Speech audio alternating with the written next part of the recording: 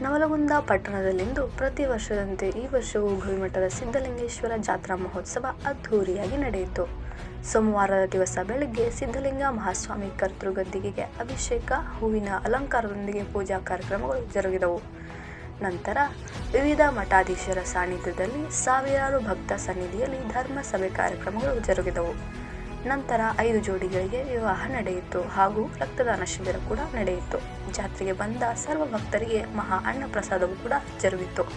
ಸಂಜೆಯ ವೇಳೆಗೆ ಗವಿಮಠದಲ್ಲಿ ಸಿದ್ಧಲಿಂಗೇಶ್ವರ ಜಾತ್ರೆಯ ರಥೋತ್ಸವವು ಗವಿಮಠ ದೇವಸ್ಥಾನದಿಂದ ಗಾಂಧಿ ಮಾರ್ಕೆಟ್ನಲ್ಲಿರುವ ಪರ್ವತ ಮಲ್ಲಿಕಾರ್ಜುನ ದೇವಸ್ಥಾನದವರೆಗೆ ವಾದ್ಯ ಮೇಳಗಳೊಂದಿಗೆ ಯಡಿಯೂರು ಸಿದ್ಧಲಿಂಗೇಶ್ವರ ಜೈ, ಸಿದ್ಧಲಿಂಗಪ್ಪನ ಜೋಳಿಗೆ ಊರ ತುಂಬೆಲ್ಲ ಹೋಳಿಗೆ, ಸಿದ್ಧಲಿಂಗಪ್ಪನ ಅಂಗಾರ ಊರ ತುಂಬೆಲ್ಲ ಬಂಗಾರ, ಹರ ಹರ ಮಹಾದೇವ ಜೈ ಘೋಷಗಳೊಂದಿಗೆ ಸಾವಿರಾರು ಭಕ್ತರ ಸಮ್ಮುಖದಲ್ಲಿ ರಥೋತ್ಸವ ಜರುಗಿತು.